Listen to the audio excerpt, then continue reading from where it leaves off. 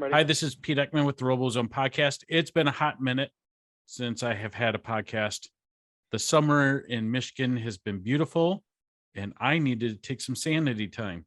So after FRC season, that was a long season coming back from COVID, but that's not what we're here today. We're here to talk about Power Play.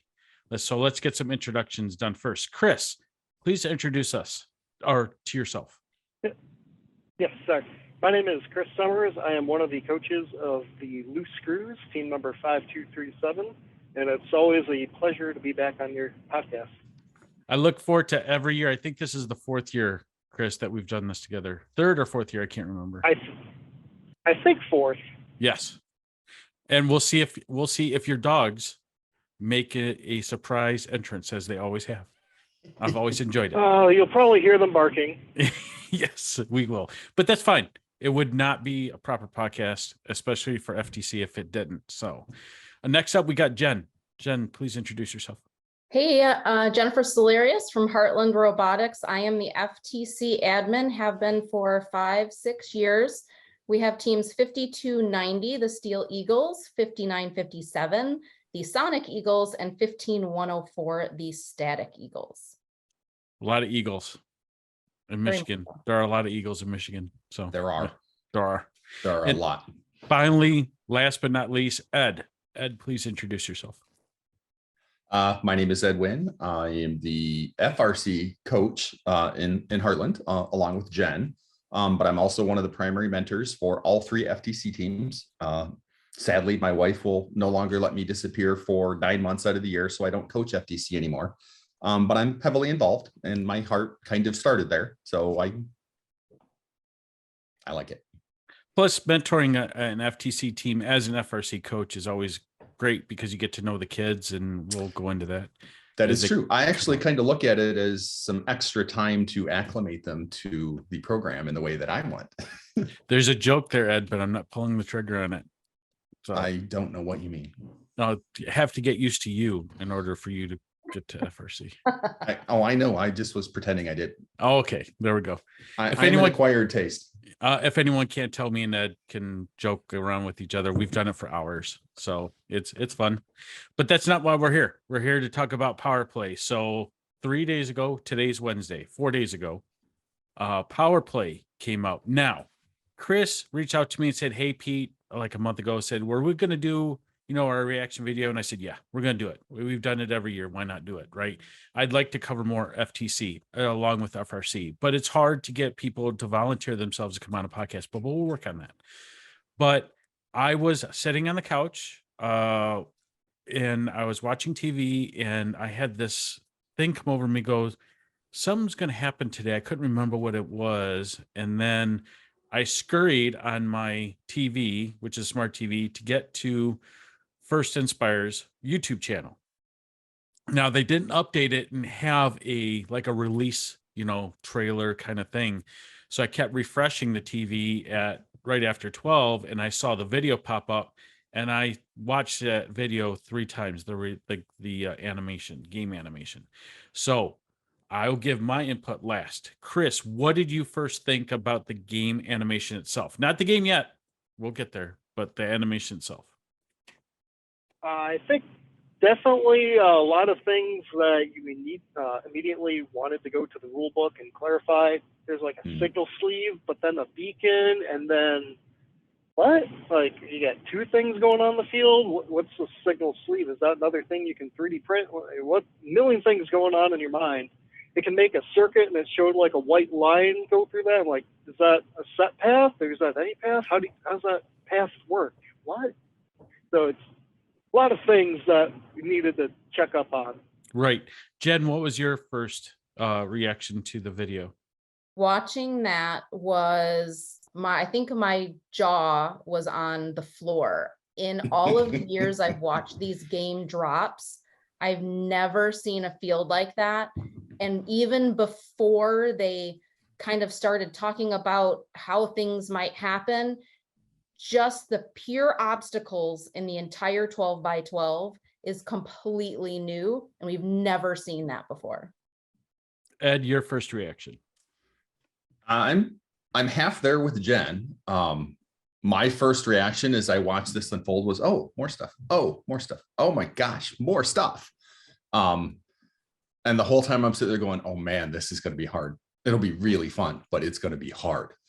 I thought it was kind of creepy and weird how the human players just fell through the floor. That's, we don't want to promote that. And there's always kids in this program that take things literally, but you said critique the animation. Yes, it did.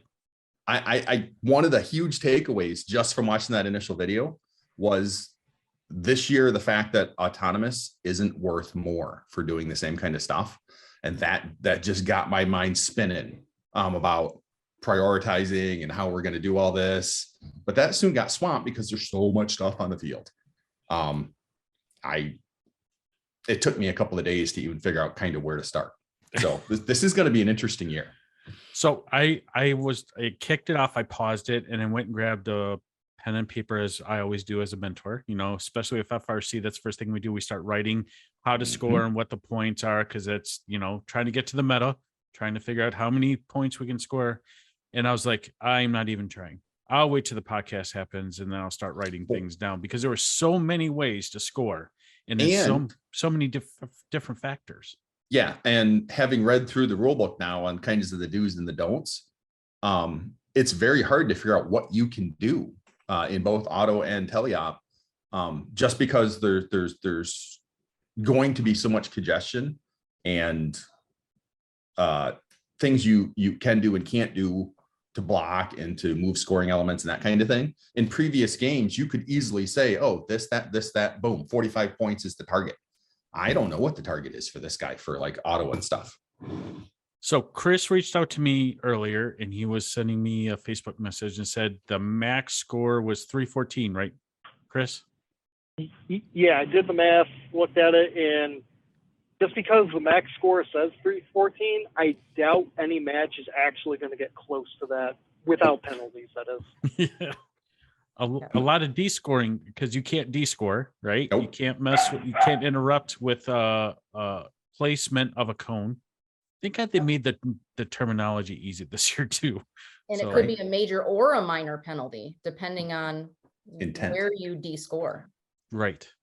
So Chris, other than the animation, right after that, what did you do? I know you sent me a text, but after that, what did you decide to do? Where did your mind go after the animation was done? Definitely clarifying things in the rules. Signal sleeve is a nice little thing. There is a signal on the field, and if you make your own sleeve that goes over it with your own unique patterns, you get extra bonus points if you successfully go to the correct zone that is called out by the refs. It's nice, and hopefully the template is up on the page soon. So it is. It got posted this afternoon. Oh, good. But that's nice. Beacon is very similar to last year's, where you just got to place it on top of a peg or a pole, essentially. That we actually just took a robot from last year and used our arm that could grab our capping from last year and picked up the cones from this year with it. So a bit weird that we can have a robot immediately score most of the scoring objectives, but obviously it's not ideal for this challenge. Well, I saw a lot of, I was looking for robot in 3 days. I mean, they do that for FRC. So I was looking for the equivalent, right? FTC. And not only by the end of the weekend were robots built, but they were also doing practice matches and showing the congestion, which that's my next subject, Jen. And most of them were tiny. Yeah. What do you think about the congestion that you're going to have on the field? This is not a swerve game. I know there's a lot of FTC teams that put a lot of investment in swerve between last year and this year. And I don't see that as, well, me personally, I don't see that as a viable option. I think McCannum's going to win, but Yes. What do you think about that? This is very much a McKenna wheel game. You're going to need to strafe. You're going to be able to need to weave, but in a logical manner. Is this the year for odometry? Is this the year where teams start thinking about absolute position on the field, so they know where each of those poles are located to get around. So explain odometry a little bit for those people that may be watching or listening to this. Ed, this is all you. I could explain it, but I'll let the controls person explain it. Okay. So basically you have something that can track the floor. The robot knows its initial position, and this is not the wheels, especially if you're Mecanum, because Mecanums will slip, you will lose precision over time. So you have idler wheels hooked up to encoders. I'm still waiting for someone to get an optical flow sensor type solution that's FTC compatible. I don't think this is going to be that year, but sooner or later, teams in the past have actually used like mice sensors, that kind of stuff. But basically the whole idea is you use something that can track the floor, sometimes in addition with an IMU or a gyro to get orientation and whatnot. So the robot always knows exactly where it is, whether or not it intended to be where it is or not. So you can think of the 12 by 12 in each of those foam tiles as the grid XY grid axis. You always know you're at -1, 1 or 2, -1, or so you're teaching hashtag math to the students, but the robot always knows where it's at in terms of the relative position of the 12 by 12 field.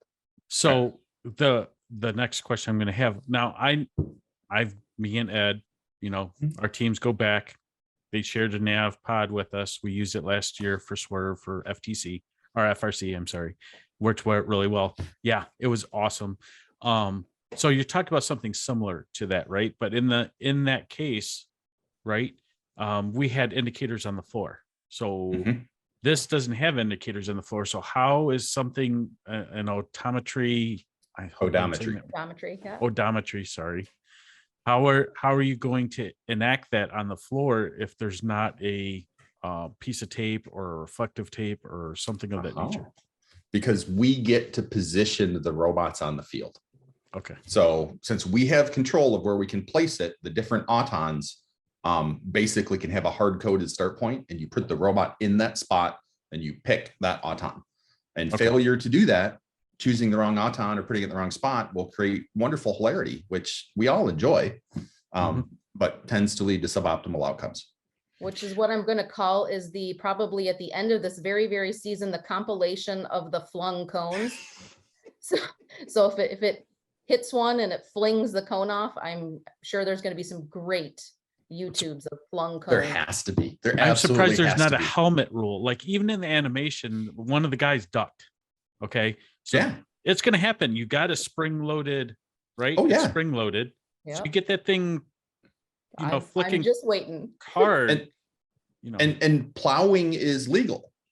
So first time in a long time. I mean, anything that could get under a robot will get under a robot. So if your robot is moving, it will go someplace you don't want to, which means you're going to be smacking them springs and they're whoa, whoa, whoa, whoa, whoa. It has to be unintentional, but things are going to be airborne. So Chris, as Jen's been talking and Ed's been talking, I've seen your eyes start to focus on certain things, like you're writing things down in your brain to probably bring up at your next team meeting, right?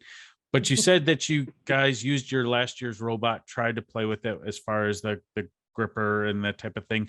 What did you guys learn from that? Is it something that a lot of design is going to be needed in that gripping device, if it is a gripper that you guys choose to do? I know in the animation, they talked about riding a cone upright, or actually it wasn't in the game animation. Andy Mark put out how you would play this game. And if you guys haven't seen it, it's a pretty good video, right? And they said how they had two robots. One was a gripper and one was kind of a gripped from the top like this, and actually could flip the cone back up on its top so that you can grip it easier. Did you guys start playing with that piece, Chris? Not necessarily anything to orient the cones. I don't think that's going to be a major part of this game, because the cones are introduced on the field either by the 2 stacks of 5 starting or the human player in the substation. Either way, they're upright, or they should be upright. You can't have them upright. And the only time a cone is going to be on its side is if you mess up and drop it. If your opponents knock your stack of 5 over, that's a minor penalty for each one. So that's 50 points right there for you, and then you can just go get some other cones elsewhere. But if the ability to pick up a cone that's fallen over, it's nice, but for top teams, they'd rather just pick the cone up in one orientation and score it, rather than, oh no, we've dropped their cone. We better pick it up. No, they don't plan for failure. Well, the reason I asked the question, Chris, is because I remember one of my first years in FRC was Steamworks, right? And we had a gear, right? And those gears would fall flat on the face of them on the ground, and very few teams could pick that up off the ground. That's why I'm asking. Rather than your team scoring it, if you accidentally dropped it, that's a game piece. Someone else that goes and scores could pick it up and cap it real fast. That's why I'm trying to think of cycles, right? That's how I would do it in my mind. Would have that claw that could orient either side or the top, so you could orient it both ways by putting it on nicely or just slipping it on, but having that ability to grab it off the ground too, because any game piece that's in play is easier than going back to your station and grabbing another one. That's my thought process. And then, yeah, I see that thought process, but like I said, if it's there upright, just get it and score it. It's more efficient to make sure you can score it without dropping it than to pick it up again if you do drop it, or if your partner drops it. So Pete, you're talking about moving around on the field. Maybe thinking about prior years, Rover Ruckus is a good example. Rover Ruckus actually had a lot of stuff on the field. It had the big lander in the middle, and it had 2 really big sections, but there wasn't a ton of place to move around. And some of the most successful teams actually had robots that didn't move very much. They were able to stay in a relatively short area and position to move around, have something that reached out, grabbed the scoring element, sorted it, did what they needed to do, and then placed it in the lander, which has got the points. Maybe this is very similar. You do have a height component. You have to go up and height. So linear motion is going to play into this. How do you get the low to high in that linear motion? Isn't this like the 3rd year of linear actuator talk already? In the first couple of days. I agree with you. I can see a lot of commonality between Rover Ruckus. Thank God there's only one game element though, other than I can't remember your icon, your signal. Yeah, there we go. No, beacon. Sorry. Beacon. So, I mean, you don't have to sort, you just grab it and go. And that's where he's going to get his quiche. So I hope it turned out. But I think you're right. If you can't move very well, you can still articulate your arm. One of the other ones I saw today, and I was just browsing through YouTube, was a robot that was, I say Mechanum. You say Mechanum. Some people say Mechanum, whatever. Potato. But they had, potato, but it had those and it could move, but the center point was on a rotation. So their scoring apparatus didn't stick in one orientation. It could move independently of the chassis, and then the arm on top. So you had 3 points of articulation they could get, and they were just capping and capping and capping and just kept going. So I think there's a lot of build variety this year that we may see. Do you agree with that, Ed? Yeah, mostly. I'm still working through. So I've watched a bunch of the Robot in 30 Hours videos, and we've gotten some of our robots on the field and driving around. It just we didn't have one that could play the game. Okay. But I'm towing the neutral line on what the right strategy is. But I do think that it could be that way. Yeah.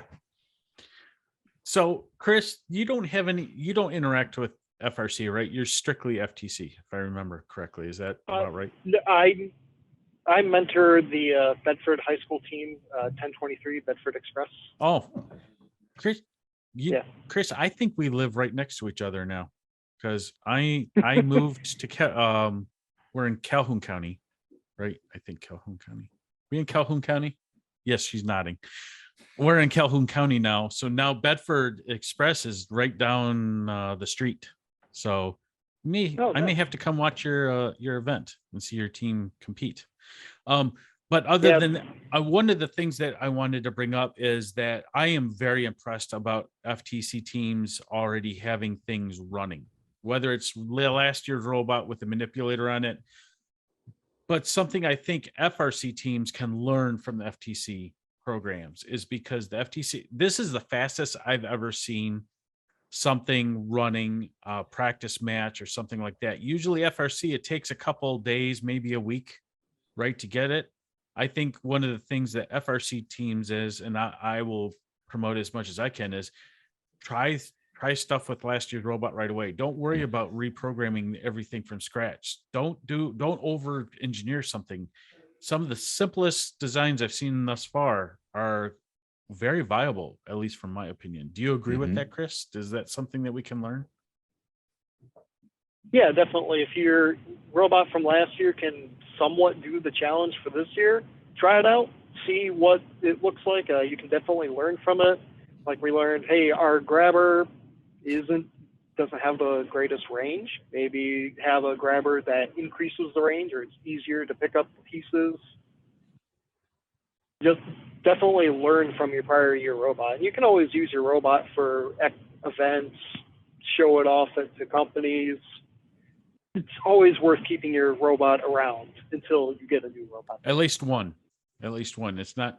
I'm going to pick on Team 27, Team Rush, and I'll probably get a choice email. They keep every robot, everyone, like ever, one of them, because they build multiples. I'm like, then you need like a pole barn for every robot. But, they may have the budget for it. They do, but I'm just saying. So, Jen, what is the next step that your team's meeting? I'm assuming, because kickoffs happen. So what's the focus of your team or teams at this point? Because you guys have multiples. I think each team is starting with the strategy of what type of motions do they need in order to pick up, place, sort. Most of them I've probably figured out it's going to be a smaller footprint. So they're either going to go, 13, 14 inch square. It's not going to be an 18 by 18 for sure, not get through. So they're going for light and nimble.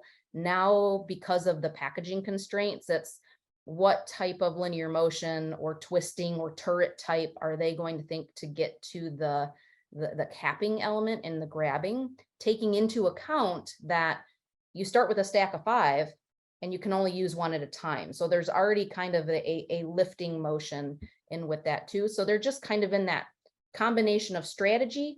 What kind of points do I want to go for and how? And then what is the spec ops type mechanism to use to do it? Okay. Ed, what are you suggesting? You're mentoring 3 teams, not mentoring. You're I am. Oh, what? Yeah. Providing my wealth of worldly experience. Oh, sure. I don't think sarcasm's that useful. Jen, make them a t-shirt that says that. It'd be really long and people would be intensely reading it. A t-shirt that says, "Hi, Ed." Yeah. I can see it. So my participation at this point, I'm mostly on the control side. But I've been doing this long enough. So I think this is year 11 or 12. I know all sorts of things that won't work well. So I like to pop in and kind of guide discussions a little bit, but primarily I'm focusing on how do we do autonomous? How do we handle edge cases? I'm very much a systems level kind of a holistic person, and everyone has a great idea in a certain context. But like we've had a couple kids that had great ideas on how to pick up a cone, but you couldn't necessarily unload the cone. You mentioned it earlier, it's all about cycle time. So you might have the best ingest ever, but if it complicates the fact of getting up and placing it, and that takes 4 times longer than it should, then a really fast ingest might not be helping you. If your ingest was took twice as long, but then your hanging was twice as fast, it might increase your cycle time a lot. So it's basically working through that before we commit to designs. And also committing to the if the robot can do it for you, then it's something you can't mess up. So at this stage, those kind of decisions are free because you haven't built anything yet. It's all pure design. So think that way, think this, think that. The biggie that I have learned that I always try to kind of head off is everybody thinks everything is easy. Everybody thinks everything is quick. And it's not. And people don't understand that until they see it. And then this goes back to the conversation you just had about previous year's robots. We've got them out on the field. We've had kids driving them. We've had them like try to go from here to there. Now imagine you had to pause and pick this up and rotate. And it's like, you see the eyes kind of like, whoa, that, like, I thought everyone goes, oh, we'll go here and zoop, doop, doop, and hang. And it's not a 2-second thing. It's a 15-second thing. It's a 20-second thing. And it's, I've had people tell me that I'm crushing their spirit. I'm not. I'm trying to, say like, these are the things you need to think about so you can make them better. Yeah. Well, so what I'm hearing you say, Ed, is that FTC students are just like FRC students. They think everything's easy and we'll get everything done. They are. And they're very optimistic in a way that I have learned not to be. Okay. And that's good because we provide balance. We wish we could be. I just assume that whatever we do will be well intended, and at the start of the season we'll fail. And as we get experience and work through it, we'll make it work great by the end. Sure. And if we can optimize that and shift it back so it works better sooner, then we're good. So Chris, you said you guys used last year's robot, right? Can you tell us a little bit about last year's robot? Is it that 18-inch wide? Did you run into issues with hitting any of the elements on the field? Did you guys validate that? We designed our robot last year to fit within that 13-inch gap between the wall and one of the barriers. And we actually designed it to be more like a square rather than a rectangle that a lot of teams did. So we drove around and navigating wasn't too bad, but you just got to be very careful if you're going around a ground junction that has an opponent's cone in it, because you nudge that and it falls off, that's a penalty. And penalties this year are very weighted. It's 10 points for a minor and 30 points for a major. If you think of how much you need to score to make up for that, well, it's either 2 cones on a high post or some combination of others, but it's multiple scoring elements to make up for that. And this year you only got 30 cones to score with. So it's going to be very hard to make up for that. Now, the one cool thing, and you brought it up, Chris, is the zigzag of creating a connection from one corner to the other corner. Jen, have you guys started talking about, it was perfect because she just had a connection issue. So I'm going to ask you, Ed, have you guys talked about that, connecting one side to the other side in a zigzag and how important that might be? Because it sounds basic, and I haven't read the manual yet, that there's a lot of points that are wrapped around that, right? You're on mute, Ed. It's additional points. And because there's not the big break with autonomous scoring this year, that may actually be a big deciding factor. So we have talked about it with strategy. It's one of those inputs to make the circuit. You've got to score lots of things, which means you need a high cycle rate. You have to be maneuverable. You have to be able to get across the field. So it's basically very much a strategic input. So, and it's the other thing that comes up in that conversation is the signal sleeve. So if you use first, you get 10 points. If you use your own, you get 20. And honestly, using your own is easier. So that one's kind of like a no-brainer. I think that should be something everyone is looking at. It literally, if you're going to do the parking based on the signal, use your own sleeve. It's 10 extra points. So it's a given, as long as you have the resources in order to program it, though, too. Right? Well, that's true. And I'm looking at it from that point of view. What can we do? And I know some teams can't, but if you are going that route, you want to do it because it's basically free points. You're doing all the work, you're getting it there, and all you got to do, I mean, you can't resemble the first images, but there's huge amounts of leeway in the rules on what the signal sleeve can be. You can actually make the task easier, which will help a lot of people. So it makes it easier. It's extra points, and extra points for me, looking at this game, is going to be one of the big deciding factors. Right. Because if you have two robots that can cap, they're going to be out there fighting each other. They will be very close in score. So if you can finagle extra points that your other team doesn't, that is what's going to put you ahead, barring these massive penalties. Recovering from a 30-point loss from a major penalty, that huge. That could be match deciding just like that. So that brings up a really good point, right? With the penalties being so weight heavy, we'll call it weight heavy, or weighted heavily. Jen, how big is it going to be to have communication with your alliance partners and actually just be clean? Huge this year, because you don't want to have them do something that puts you in a precarious position. Don't potentially get a penalty and knock something off from another team just to try and complete that circuit, because you have to traverse the board. Think about the time that's left. There's going to be a lot of strategy with that human player, and paying attention to the field and the points and what's left in the game. So that human player probably has a little bit more, and the coaches or the coaching for the teams to pay attention to what's going on. This is a lot of students at that level get the blinders on. They're only focusing on their robot and what they're doing in their task.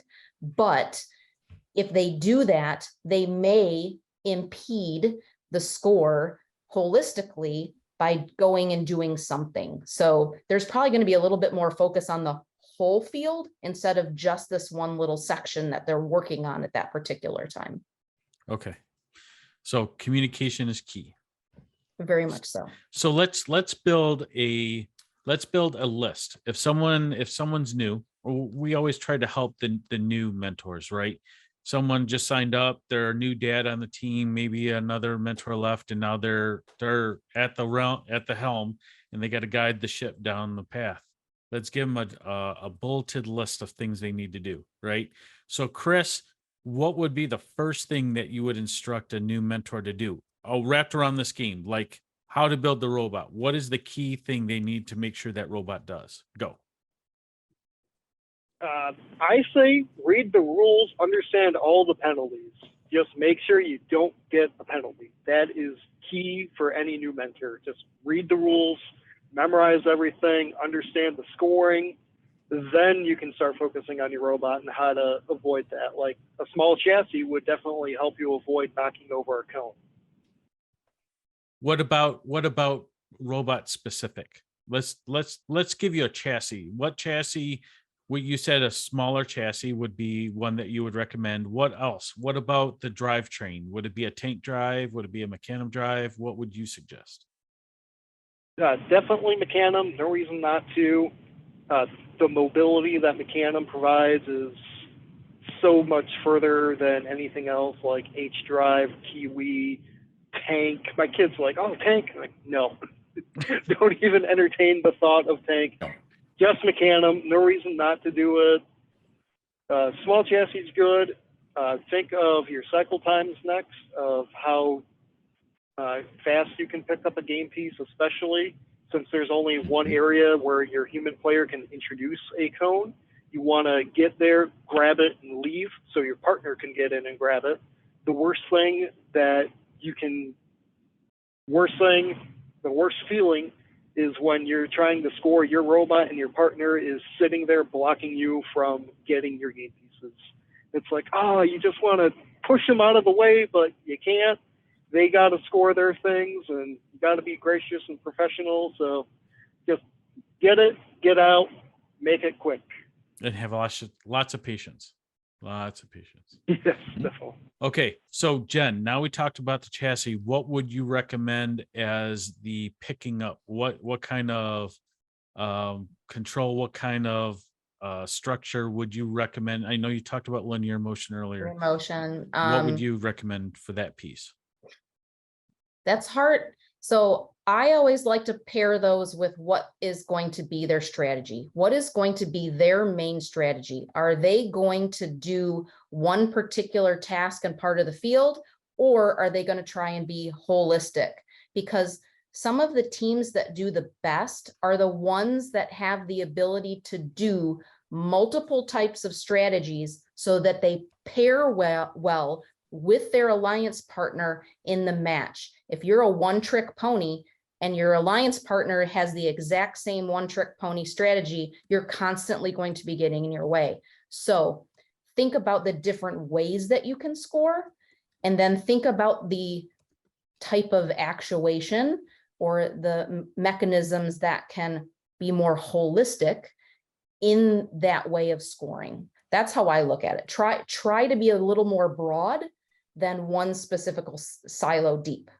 Right, especially with this game, because there's so many ways to score too, right? There's multiple ways to score. And I agree. We as FRC mentors, we don't want to be a one-trick pony because we're not going to get picked for playoffs.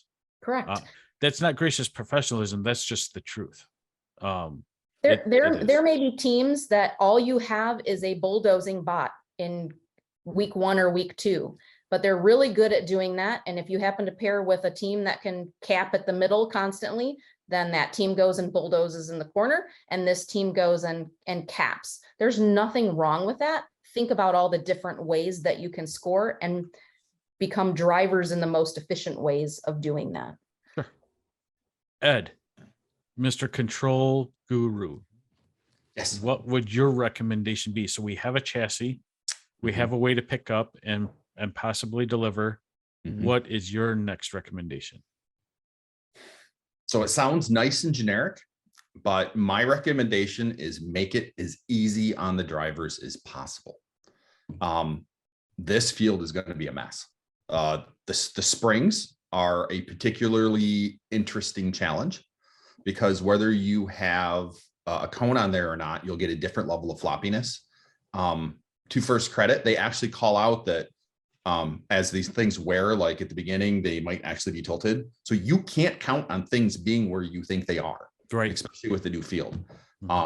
So design around that, whether that's like something that when you drive up, you kind of spear it and so that you can control it with respect to your robot. Things that take the precision out of the human operator, bulk moves. They can just bonk into one, hit the button, it closes a clamp, it puts it in a known spot. You don't need advanced controls for something like that. It's a servo move. And getting the robot close to that's an easy move. So things like that will dramatically increase your cycle time. And the finickiness of this field, I think, is going to be huge. You're going to have robots that raise up and they have a cone, and the human player is going to be trying to get it on this thing, and it'll be waving around. So that's a huge one in my book. If you can't control the pole that you're trying to put this thing on, all bets are off. You will be so much faster if you can do that. Right. And you can go out there and look at the videos that I mentioned earlier. You can just go out and look up Power Play on YouTube and see some of the videos and learn from them. Learn from the ones that are already doing it. That's the best way to do it. That's why those robot in 30 hours or 3 days are so valuable. I'm glad we didn't waste time doing that because that would have failed. So we're already 40 minutes into this. So wow, really? Yeah. And I don't know if you guys know, but they've done studies that say the perfect length of a podcast recording is between 45 and 50 minutes. Long enough to listen to it, but not too long enough to get bored and shut it off or reach your destination too quick. So as you sign out, I want to know where you're from, who you are, and I want you, Chris, we're going to start with you. I want you to tell me what's going to be the hardest objective in this game. Go. Yep, like I said before, my name is Chris Summers, coach of 5237, the Loose Screws. Hardest thing of this challenge, said it before, the rules. Get an understanding of those rules, because teams have already figured out a small loophole in the rules. I'll talk about it briefly. There is one rule that says, hey, you can't place one of your scoring elements on an opponent's unscored element. Cool, simple enough. If there's a cone on the field, you can't place one of yours on your opponent, so they can't pick it up. There's also another rule that says cones must be scored on a junction with the wide side on the bottom. If it's in any other orientation, it is unscored.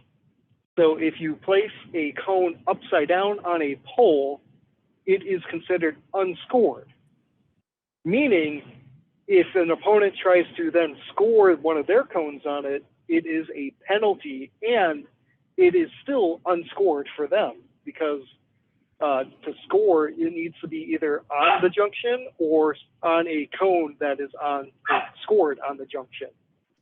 So if you place one cone the correct orientation on a junction and then place one upside down, your opponents are essentially soft blocked out of scoring on top of that. But the workaround, fortunately, is the rules specifically say if there is a game element unscored on there, any team can remove it without penalty, and it is considered plowing if you remove it.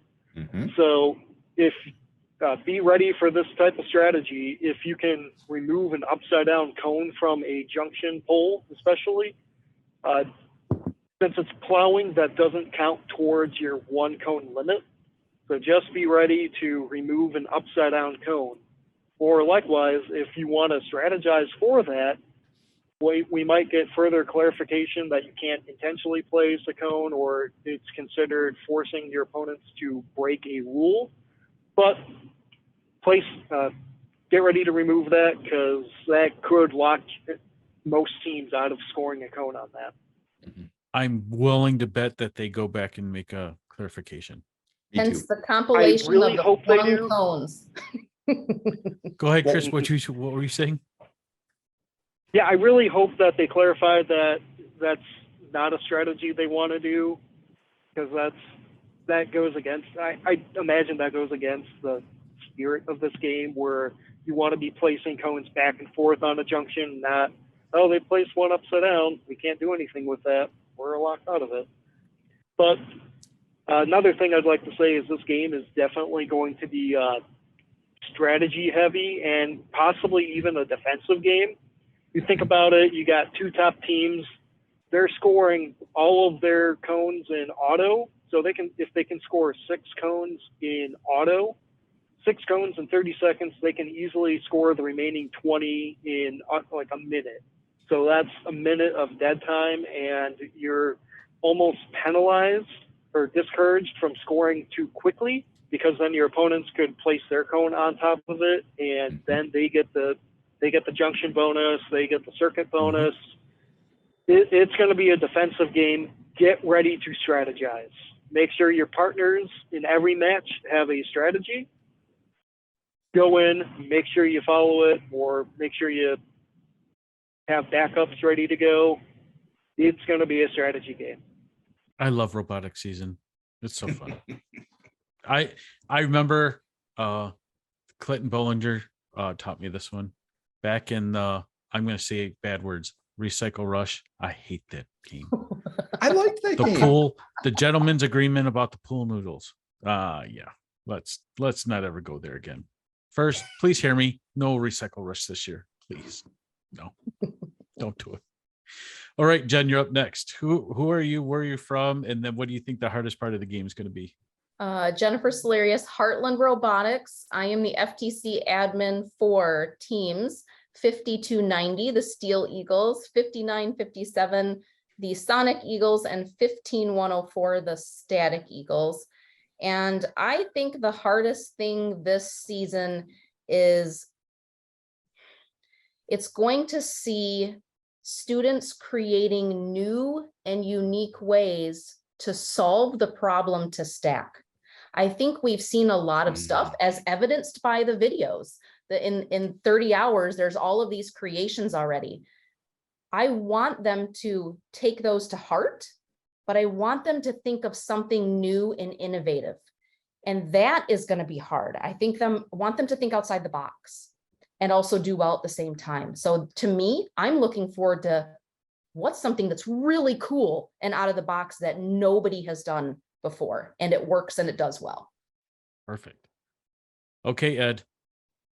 Last but not least. I am Ed Wynn. I'm also from Heartland with Jen. I'm the FRC lead coach and one of the primary mentors for FTC. So I'm actually going to echo some of the things that Chris said. I think defense and strategy are going to be huge into this game. And I actually have some points that we haven't brought up that I see as kind of obvious. So the fact that no one else has brought them up, like maybe it's just my warped, twisted mind. So one of the big things that, and I just went and I reread the rules before we got on here to make sure I was right.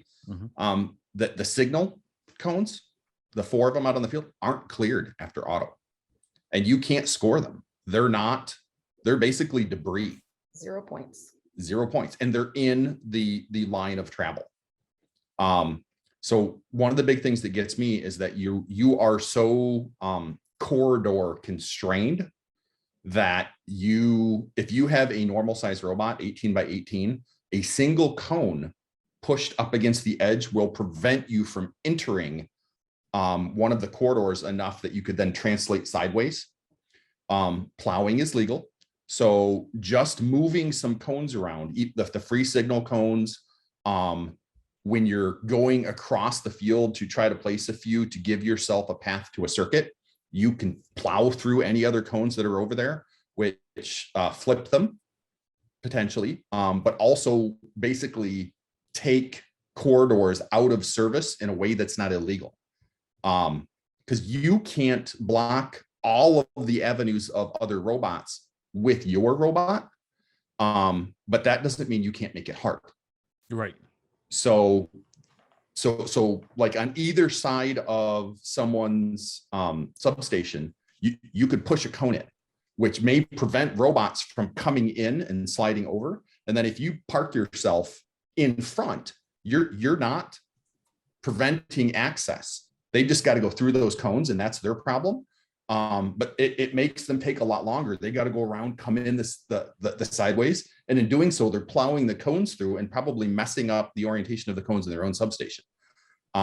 So I agree. A lot of robots are probably going to focus on just picking up cones that are stacked vertically.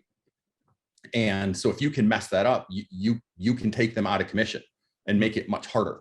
Because every time you knock one over, if it's anywhere near their substation, the human player has to put another one down. And if there's not a good place to orient it correctly, then basically the robot has to go and clear it by plowing before the human player can actually put something new in. So there's a bunch of considerations there.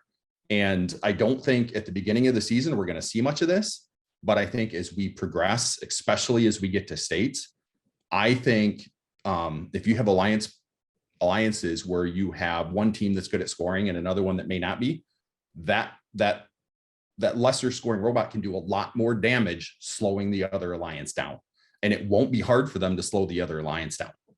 So that's my thing. I think dealing with that as the season progresses, people who have thought about that will end up better, and the ones that just kind of ignore it, I think they're going to be handicapped. Okay. So good information. I think good information. I do want to say, now that I've seen this game, I'm kind of scared about what comes in January, because usually the FRC game's a doozy. Yep, they're derivatives. The FTC usually game is. So if they put this much stuff on the FRC field, it's going to be really interesting.